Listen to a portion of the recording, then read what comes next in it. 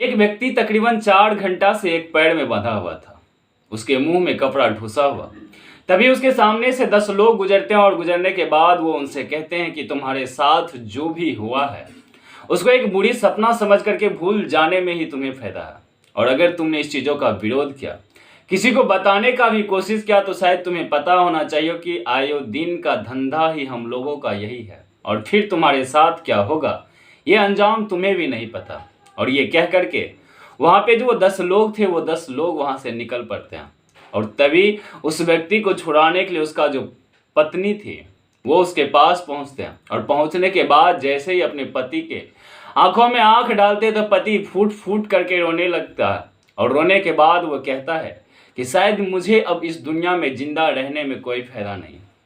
मेरे जीते जी तुम्हारे सामना में जिस तरह का हरकतें हुआ, शायद मैं पति कहलाने के लायक नहीं हूँ। क्योंकि हर एक पति का फर्ज बनता है वो अपनी पत्नी की सुरक्षा दे, वो अपने पत्नी की आबरू की रक्षा करे। लेकिन मेरे सामने में आज तेरे ऊपर हाथ पड़ा और वो दरिंदों ने जिस तरह की घटना कर्म को अंजाम दिया, आज के बाद में समाज में किसी को भी मुंह दिखाने के लायक नहीं बचा।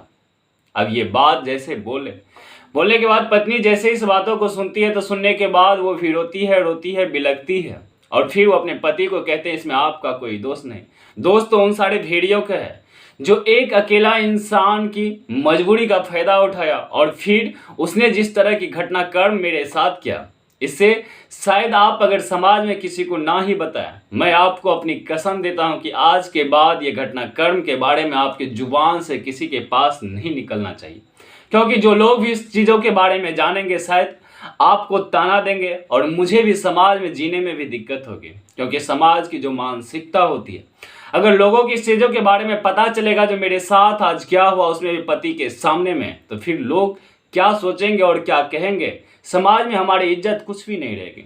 अब ये बात कह करके वो अपने पति को समझाते हुए उनके पति के जो हाथ में बंधे हुए रस्सी थे, जो पैर में बंधे हुए थे, उनको खोलते हैं और फिर अपने पति को लेकर के अपने घर पहुंचते हैं। लेकिन पति घर पहुंचते हैं, घर पहुंचने के बाद उस रात में जब उसका पति की आंखें खुलता या जब भी वो सोने का कोशिश करता, उनकी आंखों के सामने में सिर्फ एक ही दृश्य नाच रहे थे, जो दृश्य उनके पत्नी के साथ किया गया था।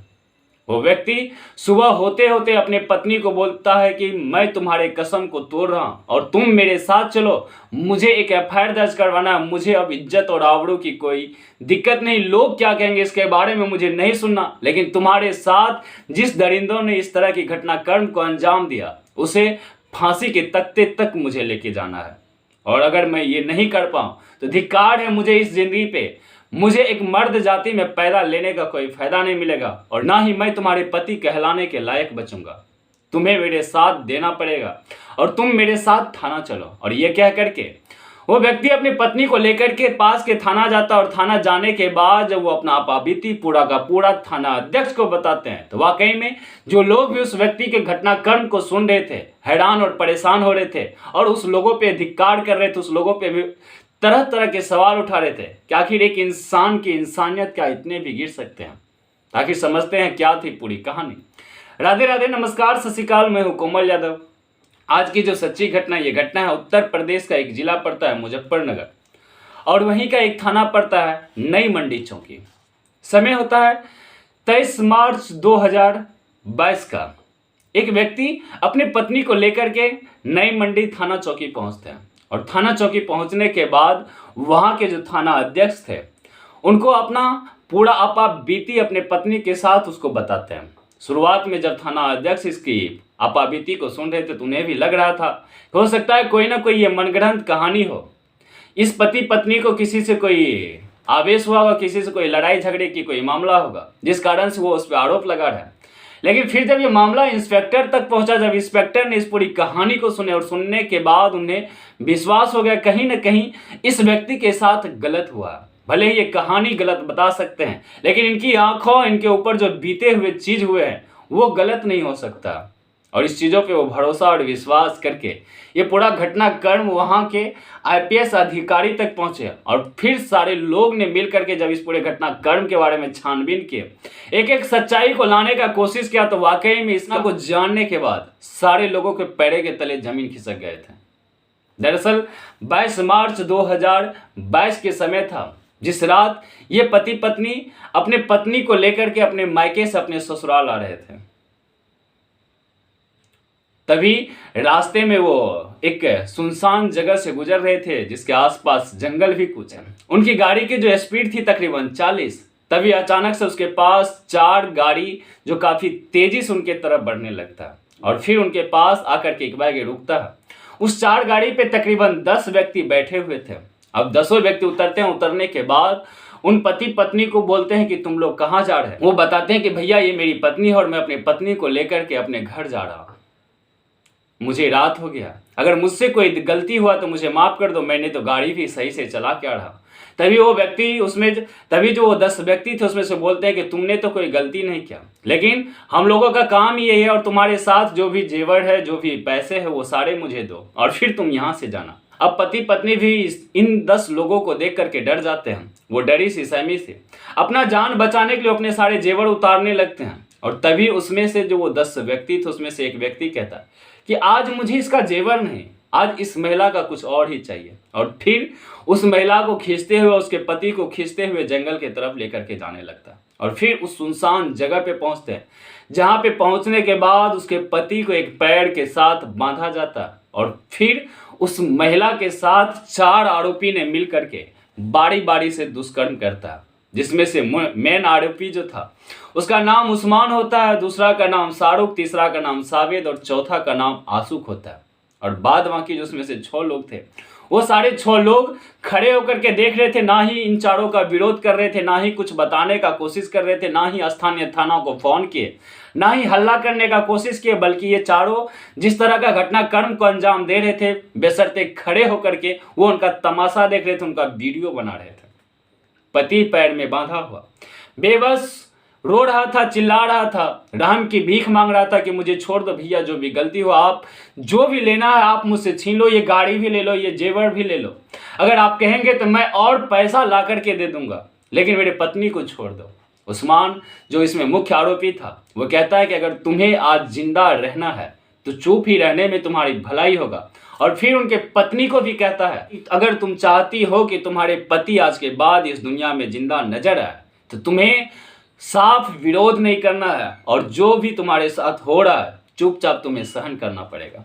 ये बात सुन करके वो महिला भी डर गई थी, क्योंकि उन लोगों के पास अवैध हथियार भी थे। अब वो महिला डरी सी सहमी सी सिसक सिसक करके रो रही थी, और वहां पे उस महिला के साथ बारी बारी से ये चारों लोग एक एक करके दुष्कर्म कर रहा था। फिर जब दुष्कर्म किए हुए हो जाता है, सारे लोग जब वहां से निकलने लगते हैं, तभी उस्मान फिर से कहता है कि क्यों ना एक एक बार और किया जाए और फिर यहाँ से निकला जाए। और फिर वो चारों जो थे, उस्मान, शाहरुख, सावेद और आशुक, फिर वापस लौटते हैं। और वापस लौटने के बाद फिर से उस महिला के साथ बारी बारी से दुष्कर्म करता है। और दुष्कर्म करने के बाद जब उसका मन भर जाता है, तो फिर जब वहाँ से निकलने लगता है तो उसके पति के पास जाकर के बोलता है कि तुमने अगर इस चीज़ों के बारे में किसी को बताने का कोशिश किया, तुमने अगर थाने तक पहुंचा, तो फिर तुम्हारे साथ क्या अंजाम होगा, जरा तुम सोच करके भी देखना, शायद उसके बाद तुम इस दुनिया में नजर भी नहीं आओगे। और इतना से कह करके वो 10 लड़का वहां से निकल पड़ता है और फिर गायब हो जाता है। और फिर जब पत्नी उसको बचाने के लिए अपने पति के हाथ खोलते हैं, हाथ खोलने के बाद जब पति रोने लगते हैं, बिलखने लगते हैं, अपनी पत्नी को कहते हैं कि मुझे इसी हालत पे छोड़ दो, तुम यहाँ से चली जाओ, मैं अब इस दुनिया में जिंदा रहना नहीं चाहता, क्योंकि मेरे साथ आज वो हुआ जो एक पति कभी जिंदा जी अपने पत्नी के साथ होते हुए देख नहीं सकता। लेकिन पत्नी समझदार थी, समझाते हुए किसी भी तरह अपने पति को मनाते हैं और फिर उसको लेकर के घर पहुंचते हैं। हालांकि उसने रास्ते में कई सारे कस्में दिए थे। जब वो जा रहे थे तो पति को सिर्फ एक ही बात कह रहे थे कि जब आप आज आने के लिए जिद कर रहे थे तो घर के सारे लोग मना कर रहे थे, जो आज रुक जाते हैं, शाम भी काफ़ी ज़्यादा हो गया, कल चलते हैं, लेकिन आपने तो किसी के बात नहीं माने, जिस कारण से आज अगर नहीं आते तो शायद आज हमारी आबरू भी बचती और हमारी इज्जत भी बचती, शायद आज समाज में आप अपने आप में भी नहीं गिरते। पति जब इस बातों को सुनता है तो उसे लगता है वाकई में आज उनके साथ कुछ हुआ है, जिसके बाद से वो समाज में कभी भी किसी के सामने मुंह दिखाने के लायक नहीं बचेगा। जैसे जैसे रात बीतता है, तैसे उसे उसको गुस्सा उठता और फिर सुबह थाना पहुंचने के बाद इस तरह की पूरी घटनाक्रम के बारे में थाना अध्यक्ष को बताते हैं। हालांकि थाना वाले भी जब इस पूरा घटनाक्रम के बारे में जाना तो उस आरोपी की खोजबीन की तलाश करते हैं। उस एरिया की सेल्स टावर को खंगाले जाते हैं और वहां की लोकेशन को तलाशा जाता है कि आखिर कौन ऐसा व्यक्ति है, आखिर 4 गाड़ी और 10 लोग कौन है। अगल बगल के सीसीटीवी फुटेज को भी खंगाला जाता है। यहाँ तक कि कुछ ऐसे आर्टिस्ट को भी बुलाया जाता है जिनसे उसकी फेस कट बनवाए जाते हैं और फिर उस फेस कट को लेकर के डोर टू डोर जा कर के लोगों से पूछा जाता है क्या इस तरह के कद काठी के लोग क्या यहाँ रह भी रहे हैं। और फिर जब धीरे धीरे पूरा लोगों के बारे में पता चलता है, उस 10 लोगों के बारे में पता चलता है जिसमें 8 लड़का जो बालिग होते हैं जिनकी उम्र 18 से ज़्यादा और 2 लड़का ऐसे होते हैं जिनकी उम्र तकरीबन 18 से भी कम था। हालांकि पुलिस ने सारे लोगों को गिरफ्तार करके जेल भेज दिया और जेल भेजने के बाद उस पीड़िता को सद्भावना भी दिए कि तुम्हें उचित इंसाफ दिलवाई जाएगी और फिर उनके ऊपर एक एक करके चार्जशीट लगाया गया। महिला की मेडिकल भी हुए, यहाँ तक कि उनके डीएनए टेस्ट भी करवाए गए। उनके साड़ी पे जो कुछ खून के धब्बे थे वो सारे चीज़ की टेस्ट, उन सारी चीज़ों को जांच के लिए भेजा जाता है। हालांकि ये केस अभी तक कोर्ट में चल रहा है। फैसला क्या आता है ये तो समय के ही गढ़ में छुपा हुआ। ये 10 लोगों को कार्रवाई होनी चाहिए, कौन सी सज़ा होनी चाहिए, ये तो हमारी कानून व्यवस्था ही बताएंगे। लेकिन ये कहानी वाकई में जब समाज में निकल करके आता है तो वाकई में समाज को झकझोर के रख देता है। क्या एक इंसान की इंसानियत क्या इतनी भी गिर सकते हैं? एक बेबस बेसहारा महिला के साथ इस तरह का घटनाक्रम को अंजाम देने में क्या उसे मजा आता है? हालांकि इस कहानी को सुनने के बाद आपका जो भी राय होगा आप कमेंट बॉक्स में जरूर बताइएगा। लेकिन ये कहानी सुनाने का मकसद किसी को परेशान करना नहीं, किसी के दिल को ठेस पहुंचाना नहीं, बल्कि समाज में घट रही एक सच्चे घटना से रूबरू करवाना है। फिर मिलते हैं कल एक और नई कहानी के साथ। तब तक आप खुश रहिए, आप अपना परिवार का ध्यान रखिए। जय हिंद, जय भारत, वंदे मातरम।